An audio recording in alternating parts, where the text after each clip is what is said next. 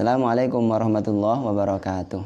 Waalaikumsalam warahmatullahi wabarakatuh. Alhamdulillahirabbil alamin wassalatu wassalamu ala asrofil mursalin sayyidina wa maulana Muhammadin wa ala alihi washabbihi wa barik wa sallim jema'in amma ba'd. Kepada seluruh teman-teman dimanapun berada, walaupun ini keadaannya sedang ada pandemi, kita tetap ngaji terus walaupun melewatkan. Kali ini saya akan membahas seputar masalah puasa.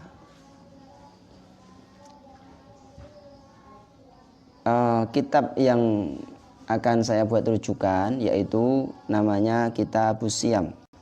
Kitabus Syiyam ini ditulis oleh Asy-Syaikh Zainal Abidin Munawwir Krapia. Saya mengaji kitab ini langsung kepada beliau berkali-kali.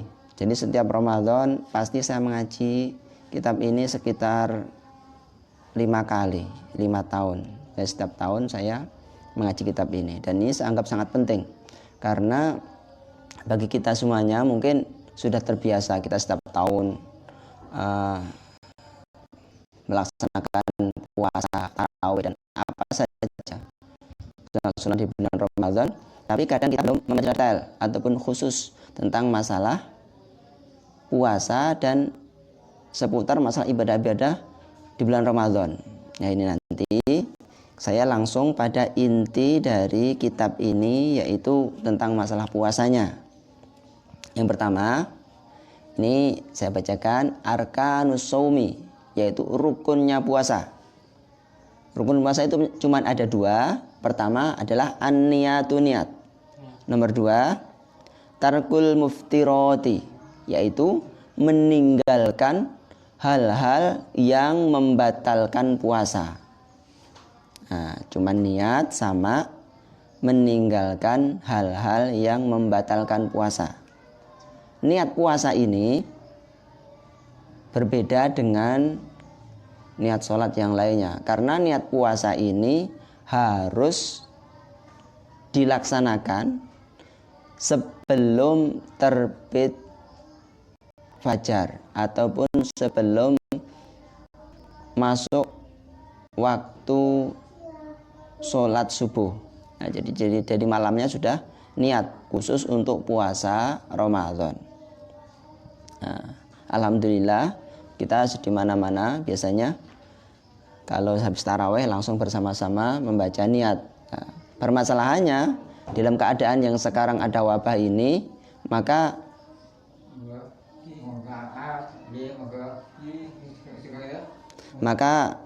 kadang-kadang kita tidak lupa, bahkan kita lupa tidak berniat karena kita sholat tarawih sendiri.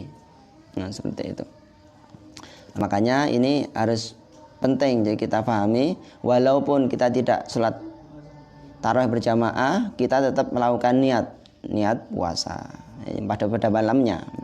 Kemudian hal-hal yang membatalkan puasa ini ada beberapa, dan ini perlu kita pahami benar-benar. Dalam kitab ini sebenarnya ada 9 macam hal-hal yang membatalkan puasa.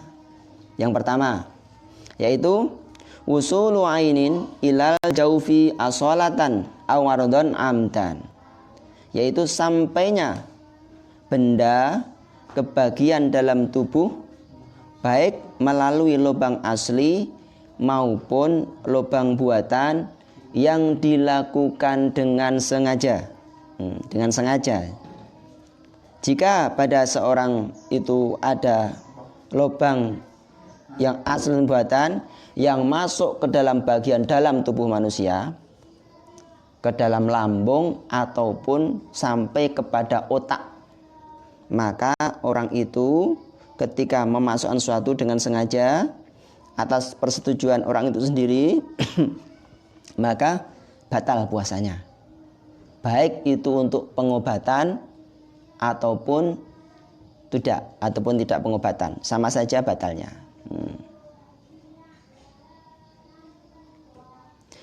Dan yang termasuk lubang-lubang asli dari seorang itu adalah pertama yaitu mulut, nomor 2 hidung, nomor 3 adalah telinga kanan dan kiri, kemudian lubang kubul dan dubur.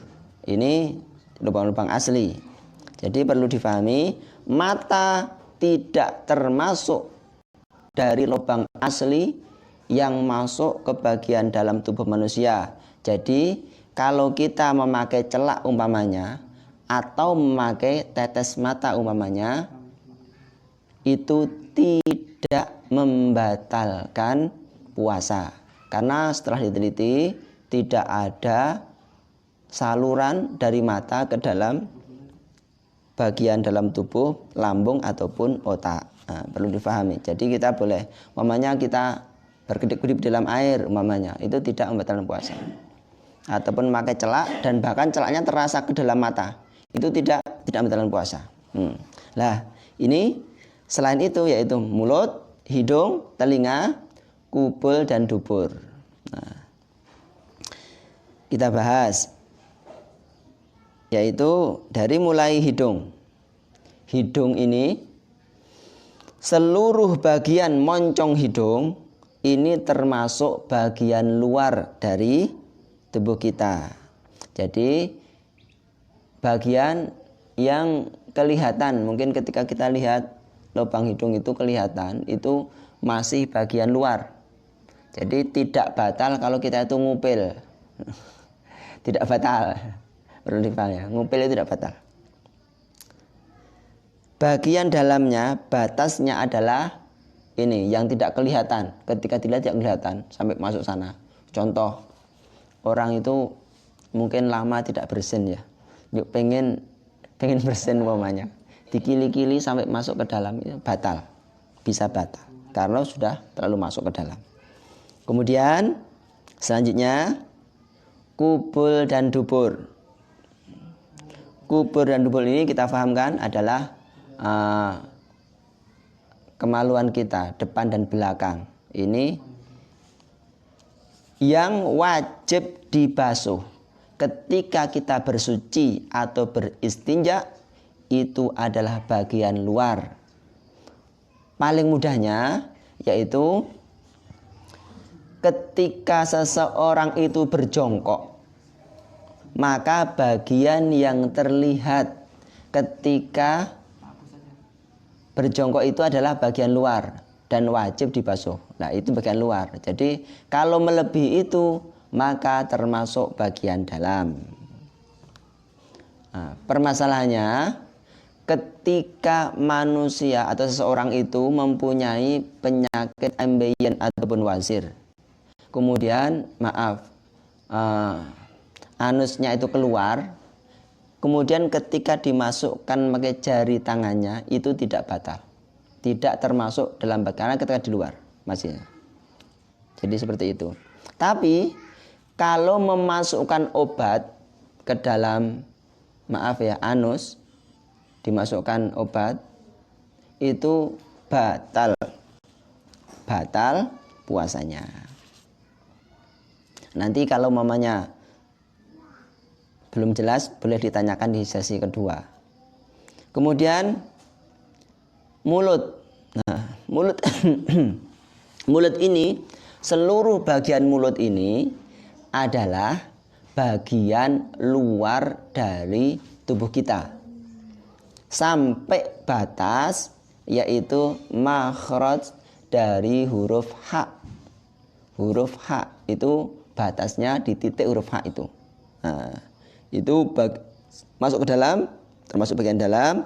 Di luar itu adalah bagian luar dari mulut kita, dan tidak membatalkan puasa kalau kita memasukkan sesuatu ke dalam mulut kita. Contoh ini, ketika kita mengulum sesuatu atau mengunyah-ngunyah sesuatu, contoh mengunyah permen ataupun ngemut permen, asal tidak ditelan maka tidak batal, tapi makruh. Termasuk juga orang yang memasak kemudian mencicipi makanan apakah ini sudah dikasih garam atau belum ya, dicipi. Oh sudah, kemudian diludahkan lagi yang bersih, maka orang ini tidak batal puasanya karena belum melewati makhraj huruf ha. Kumur-kumur juga, kumur-kumur tidak membatalkan puasa kecuali ditelan. Dan mungkin ada permasalahan, bagaimana tatkala kita menelan ludah kita, batal tidak? Menelan ludah itu tidak membatalkan puasa dengan syarat-syarat. Pertama, ludahnya sendiri tidak batal. Kalau ludahnya orang lain batal. Jangan berpikir jorok. Bagi mungkin pengantin baru, siang-siang ciuman umpamanya bertukar lidah, kemudian ludahnya itu kan bercampur. Itu kalau ditelan batal. Makro, tapi seperti berciuman itu makro. Nanti ada pembahasan di belakang. Ataupun pertama kan ludahnya sendiri. Nomor 2, ludahnya masih di dalam mulut kita.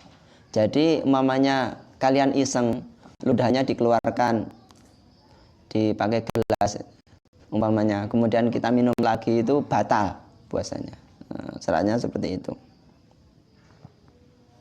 Nomor 3, ludahnya tidak bercampur dengan sesuatu. Contohnya bercampur dengan permen. Tadi ngemut permen, kemudian saya kan cuma menelan ludah, tapi bercampur dengan permen yang mencair, itu batal puasanya. Karena anak zaman sekarang kalau nggak diterangkan sedetail seperti itu, kadang-kadang ada yang gokil tanya, gimana tat kalau kumur-kumur pakai es campur? Ya kalau benar-benar nggak ditelan, ya nggak batal. Jadi kalau telan batal sampai makhraj huruf ha. Kalau telinga ini yaitu yang terlihat, ketika dilihat itu maka itu adalah bagian luar. Tapi kalau ke dalam maka bagian dalam. Jadi kalau memakai cotton bud masuk sampai dalam itu batal puasanya. Batal. Kadang-kadang pada nggak tahu masih cotton bud sampai dalam itu batal itu.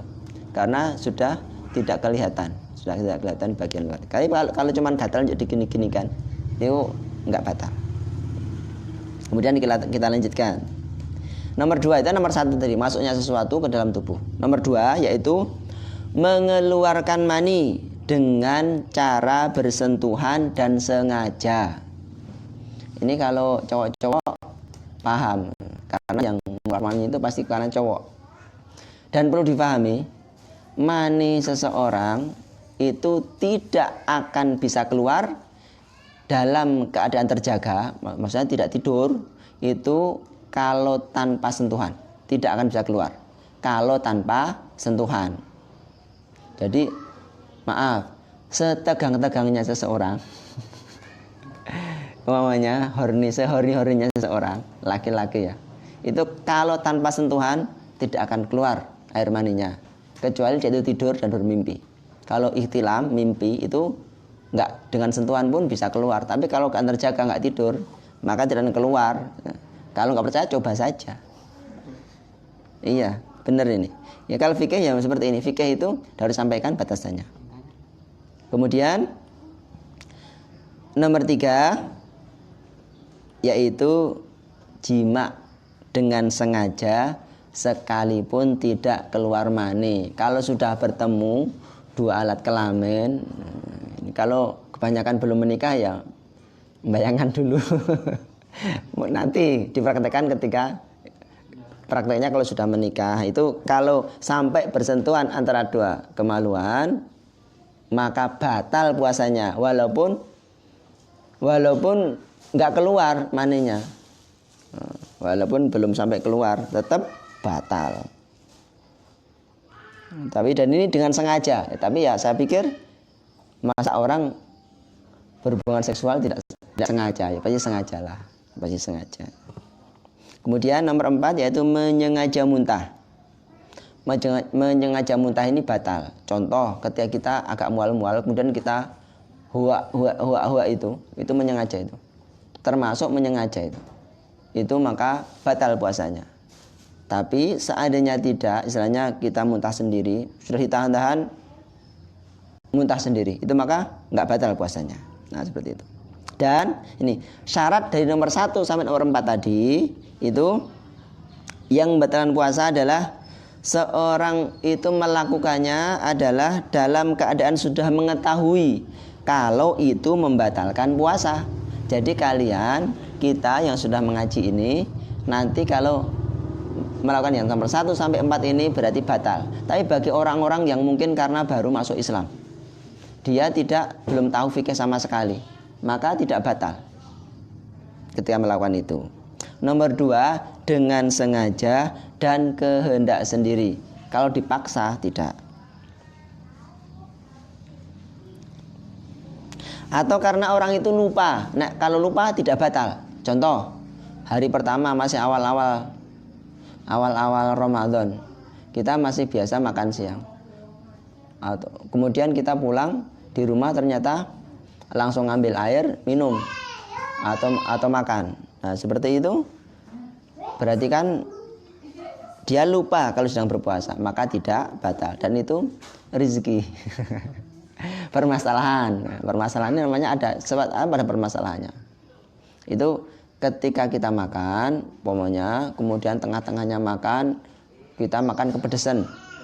Pas kepedesan, kemudian ada orang mengasih tahu, sekarang puasa loh. Oh, masya Allah. Pas kepedesan ini, walaupun kepedesan harus dikeluarkan dan tidak boleh minum walaupun sedikit. Nah, waduh ini kepedesan ya, kita minum nggak boleh nggak? Nggak boleh. Walaupun sedikit nggak boleh minum walaupun kepedesan. Nah, kadang-kadang ya seperti itu.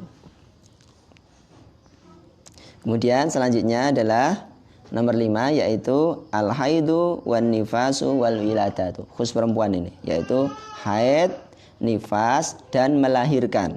Itu termasuk membatalkan puasa. Nomor 6, yaitu al-jununu walau lahdotan, yaitu gila, kumat gilanya walaupun sebentar. Jadi kalau ada yang sedang kumat gilanya, itu batal puasanya.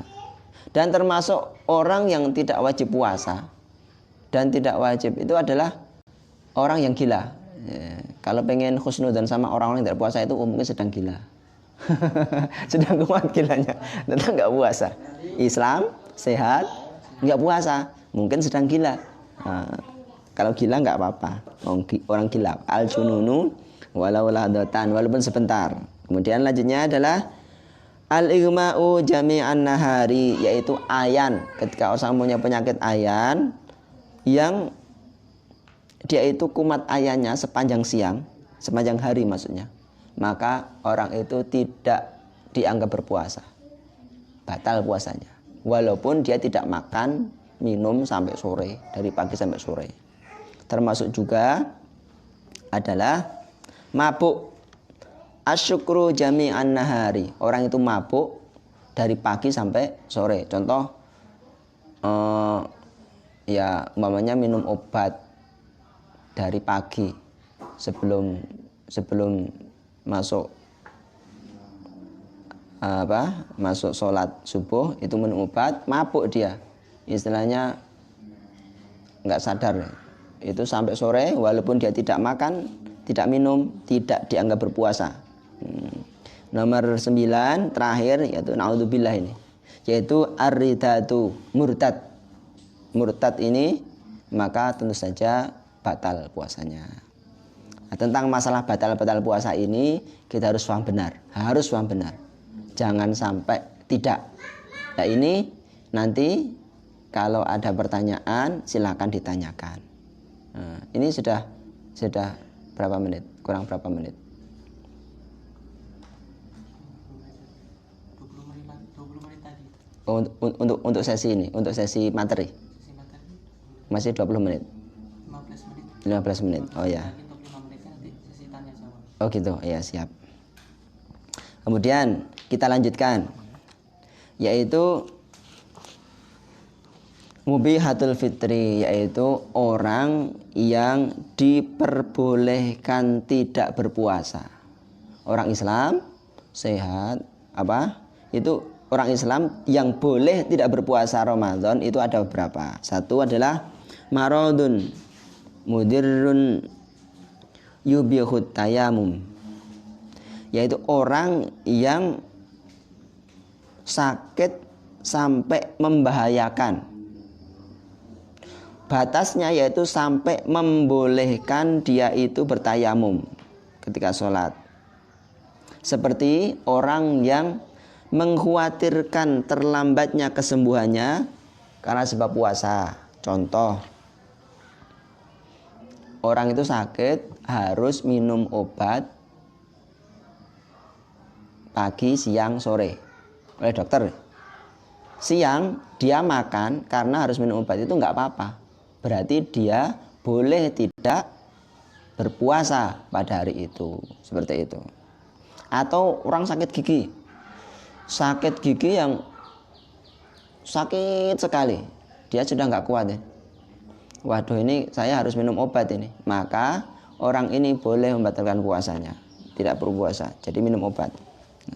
Nomor 2 yaitu safarun bisyurutihi, yaitu melakukan perjalanan yang memenuhi syarat-syarat perjalanan. Nah, syarat-syarat perjalanan yang membolehkan tidak berpuasa itu ada beberapa, yaitu ada 7 macam. Syarat-syaratnya ada 7, yaitu perjalanannya adalah minimal 61 km. Perjalanannya itu minimal 61 km. Nah, atau 16 farsah kalau dalam istilah kitab.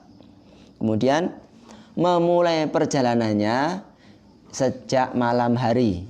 Jadi tidak boleh kalau dari siang. Jadi memulai perjalanan sejak malam hari. Kemudian melewati batas keramaian di kotanya, maksudnya batas kota itu sebelum fajar, yaitu sebelum adzan subuh. Kemudian syaratnya lagi, perjalanannya itu tidak untuk tujuan bermaksiat. Tujuan maksiat itu apa? Apa saja yang melanggar peraturan agama adalah maksiat. Contoh, saya mau perjalanan ke luar kota, rencananya mau mencuri umpamanya, atau mau berkelahi umpamanya, atau mau ngapain lah, pokoknya yang dilarang agama, maka tidak boleh, tetap tidak termasuk yang rukhsah ataupun yang keringanan ini. Kemudian lanjutnya alla yakuna hailan, yaitu bahwa tujuan perginya itu jelas. Kalau orang minggat ataupun orang yang penting pergi saja tanpa tujuan, itu tidak boleh membatalkan puasa. Jadi tujuan jelas. Saya tujuannya mau kemana dan mau apa. Saya tujuannya mau kemana dan mau apa. Tujuannya tidak boleh untuk kemaksiatan dan tujuannya jelas mau kemana. Jadi orang yang minggat cuman yang penting pergi, maka tidak termasuk perjalanan yang membolehkan tidak berpuasa. Kemudian selanjutnya adalah alla yakuna mudimas safari, yaitu orang ini tidak termasuk yang setiap hari selalu bepergian. Contoh, sopir antar kota, antar provinsi. Itu kan setiap hari dia pergi. Nah, itu tidak termasuk yang boleh ini. Jadi orang yang bukan setiap hari dia tuh pergi itu maksudnya. Nah, itu enggak boleh. Kemudian yang nomor 7 adalah alla yakuna mukinan ayyamuta ba'da Ramadan hatta la yatamakkana minal qodoi, yaitu orang yang tidak meyakini bahwa kematiannya setelah Ramadan sehingga tidak memungkinkan untuk mengqadha. Contoh, orang yang mau dihukum mati. Contohnya, mau dihukum mati pada tanggal 2 Syawal, maka orang ini tentu saja tidak akan bisa mengqadha puasa yang ditinggalkannya, maka orang ini tidak boleh tidak berpuasa. Nah, seperti itu. Ini syarat-syarat perjalanan yang membolehkan tidak berpuasa.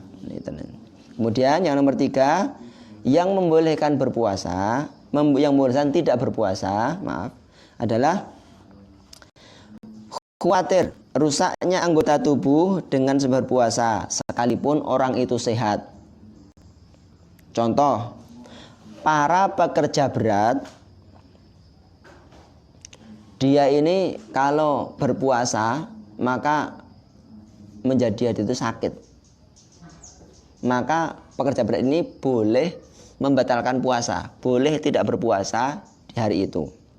Ada syaratnya tapi. Syaratnya pada malam harinya orang ini tetap harus berniat puasa sampai dia melakukan perbuatan pekerjaan itu sampai tidak kuat. Tidak kuat itu maksudnya ketika di tengah-tengah orang yang di sawah umpamanya. Di sawah cangkul ataupun panen ataupun apa. Kemudian dia itu berat asalnya merasa tidak kuat. Wah, ini kalau saya nggak buka maka saya sakit. Maka orang itu boleh membatalkan puasanya. Walaupun setiap hari. Walaupun setiap hari maksudnya dari tanggal 1, 2, 3, 4, 5. Setiap hari seperti itu. Kemudian hari ke-6, wah saya ini pasti besok pagi tidak kuat lagi nih. Maka saya akan nggak niat, saya nggak puasa, nggak boleh. Tetap harus niat pada malam harinya, tetap harus puasa pada pagi harinya sampai dia tidak kuat. Baru boleh membatalkan puasanya. Ini penting ini. Tidak kemudian saya biasanya sudah bekerja sudah nggak kuat lah, maka saya tidak berpuasa, itu tidak boleh. Seperti itu. Kita lanjut. Ini kayaknya ini pembahasannya banyak dan mungkin banyak pertanyaan mungkin. Nah, pokoknya kita lanjut dulu.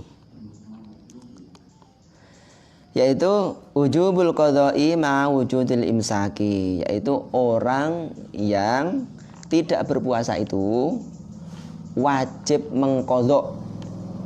Jadi setiap orang yang meninggalkan amalan wajib fardu, contoh berpuasa, ketika ditinggalkan maka orang ini wajib mengganti puasanya di hari lain.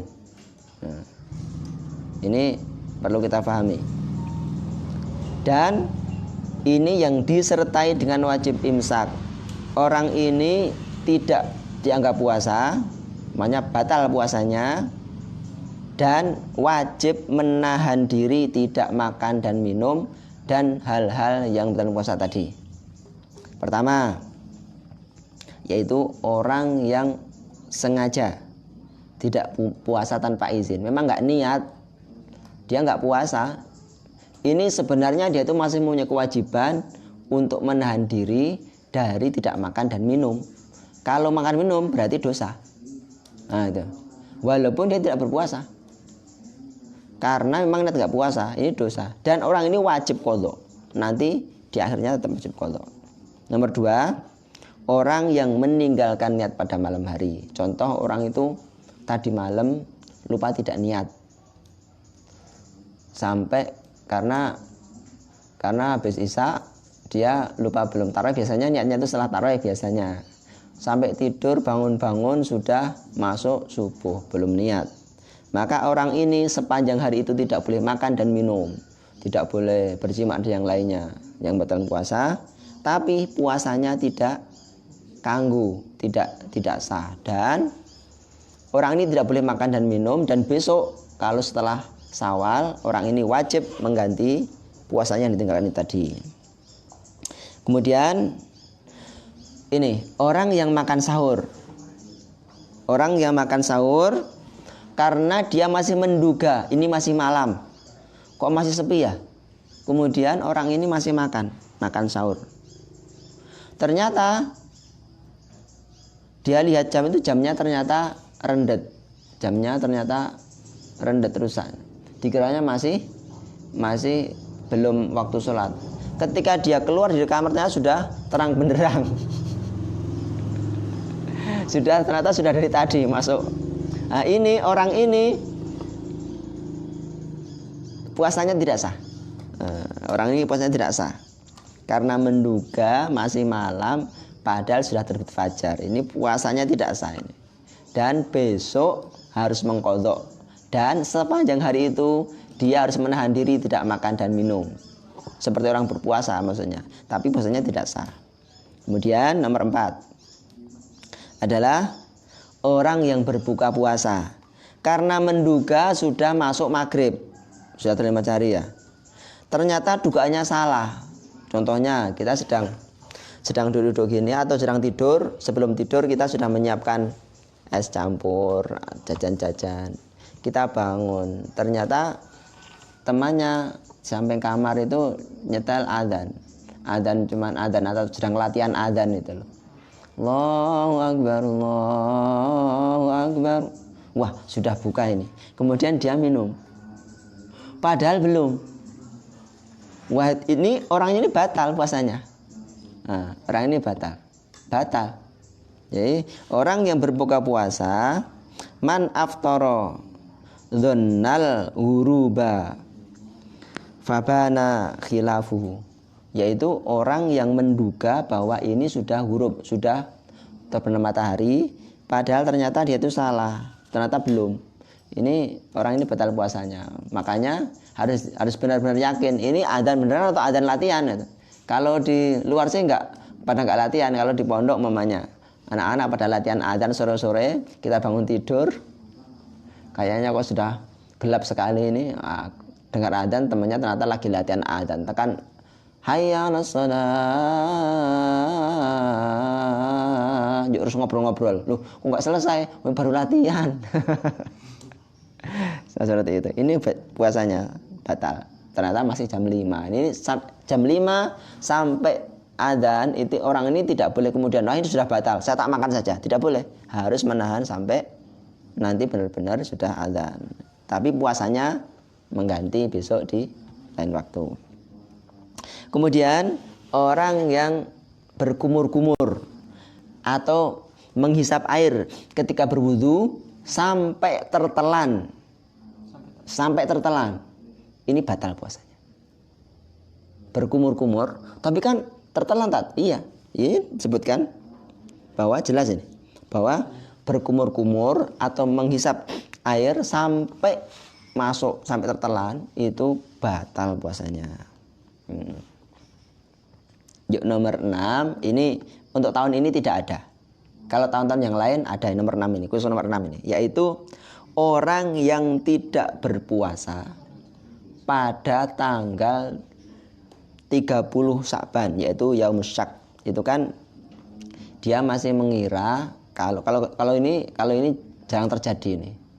Dia itu masih mengira ini masih 30 Sya'ban, padahal sudah masuk Ramadan. Maka orang ini tidak berpuasa sampai jam 9 dikasih tahu, sekarang sudah 1 Ramadan loh. Waduh, ini orang ini harus menahan diri tidak makan sampai sore, tapi tidak dianggap berpuasa. Bisa difahami ya? Mungkin itu yang qadha disertai dengan wajib imsak. Kemudian orang yang tidak berpuasa itu wajib qadha disertai dengan sunnah imsak. Sunnah imsak itu sunnah tidak makan dan minum. Ini adalah al-maridu idza safa naharon. Orang yang sakit dan dia sembuh pada siang harinya. Ini walaupun sudah sembuh, dia tetap sunnah untuk menahan makan dan minum. Kalau mau makan minum, ya berarti nggak dosa gitu loh maksudnya. Kemudian nomor 2 adalah orang yang bepergian jauh, kemudian kembali sampai di rumah pada siang hari. Lalu sudah di rumah ini sampai sore dia tetap sunnah menahan tidak makan dan minum. Kemudian nomor 3 adalah orang yang suci dari haid ataupun nifas pada siang hari. Ini sunnah untuk tidak makan dan minum sampai sore. Mungkin sudah kurang berapa menit lah? Sudah cukup. Nah, Mungkin itu saja materi yang kita sampaikan pada kesempatan. Masih banyak tentang masalah yang harus berfidyah yang lainnya. Kalau ada kesempatan besok kita lanjutkan, atau bisa dari sesi tanya jawab juga nggak apa-apa. Mungkin itu saja dari saya. Semoga bermanfaat. Assalamualaikum warahmatullahi wabarakatuh. Waalaikumsalam warahmatullahi wabarakatuh. Selanjutnya Pak Ustadz, ada yang bertanya. Pertanyaannya, memakai celak apakah membatalkan puasa? Oh, itu tadi sudah saya sampaikan.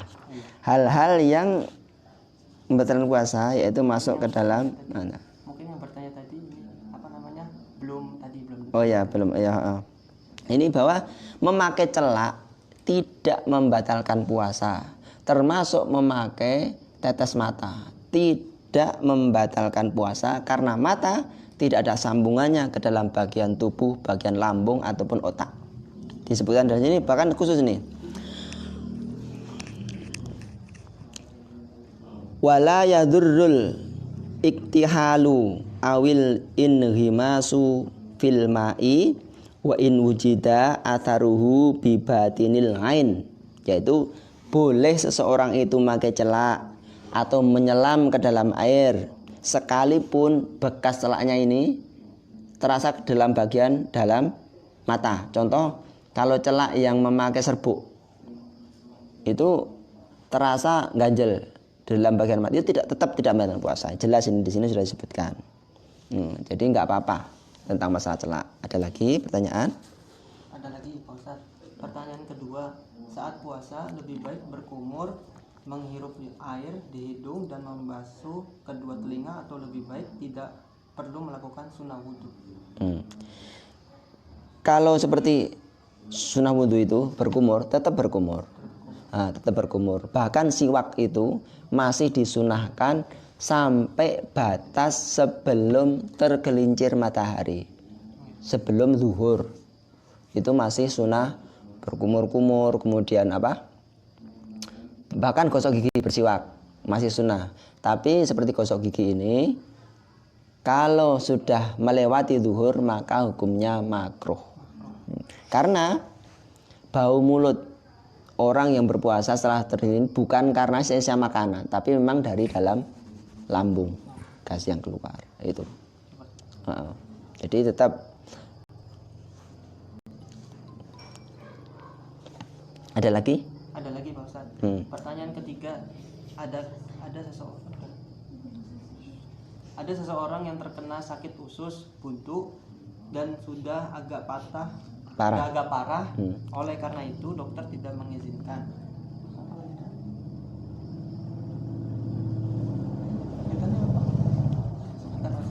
Iya.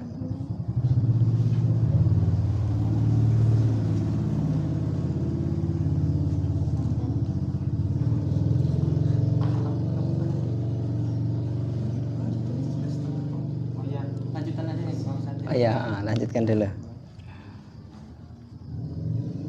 Tadi kan karena itu dokter tidak mengizinkan untuk berpuasa, sehingga ia pun tidak berpuasa, bahkan di puasa Ramadan ini. Lalu bagaimana teman saya ingin mengganti puasanya, Pak? Apakah diganti oleh anggota keluarganya atau harus membayar fidyah atau bagaimana? Terima kasih. Yaitu ini sebenarnya masalah fidyah itu belum kita bahas di belakang ini. Sebenarnya penting juga masalah fidyah. Jadi orang yang karena sakit, orang yang sakit dan dia memang oleh dokter jangan berpuasa itu, ya udah nggak usah berpuasa. Maka orang ini wajib mengganti puasanya nanti setelah Syawal, dia ganti sendiri. Nanti ada ini pembahasan setelahnya ini. Orang yang sakit, yang sakitnya itu parah sampai kemungkinan dia tidak sembuh sampai mati gitu loh maksudnya. Maka dia itu tidak wajib mengganti puasanya, tapi wajib berfidyah. Tapi kalau sakit yang masih dimungkinkan kesembuhannya, nanti dia itu bisa mengganti di lain waktu setelah Syawal. Maka orang ini tidak berpuasa. karena sudah tidak berpuasa dan tidak membayar fidyah, tidak membayar fidyah.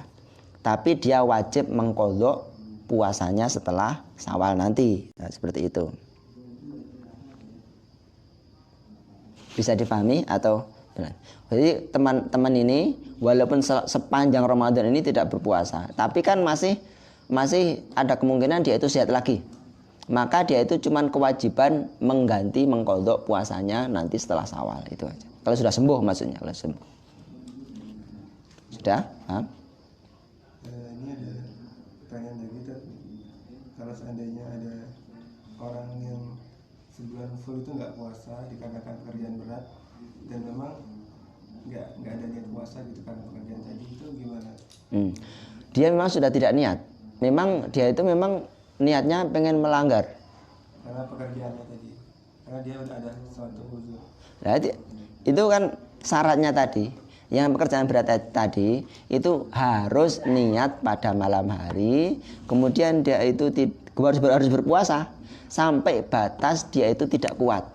Yang mengetahui batasnya adalah dia sendiri. Saya benar-benar nggak kuat ini. Harus berpuasa dulu. Harus berpuasa setiap hari dan harus niat setiap malam sampai batas dia itu saya nggak kuat, maka boleh berbuka puasa di siangnya. Nah, caranya seperti itu. Yang tadi termasuk orang-orang yang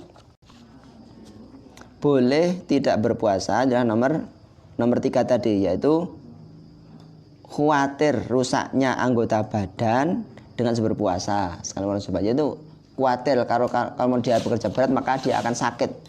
Kalau mamanya nggak berbuka itu boleh. Tapi kalau memang niat nggak puasa, maka nggak boleh, dosa. Seperti itu. Bisa dipahami? Dan itu wajib mengganti pada lain waktu. Kemudian tentang membayar fidyah tadi. Nah, yang membayar fidyah itu ini waktunya masih panjang atau sudah hampir habis? Sudah. Oh iya, kalau sudah. Tadi kan ada yang tanya masalah fidyah, maka ini aja pembahasannya malah fidyah. Nah, ini umumnya besok ada kesempatan lagi kita bahas masalah siapa-siapa yang wajib fidyah, siapa yang hanya bayar fidyah saja, siapa yang istilahnya hanya tidak wajib qadha dan itu wajib fidyah, ada seperti itu, ada. Nanti pembahasannya di belakang. Mungkin itu saja kajian pada sore kali ini, semoga bermanfaat, menambah ilmu kita, menambah pemahaman kita tentang beribadah, dan semoga apa-apa yang kita laksanakan di hari ini diterima Allah SWT.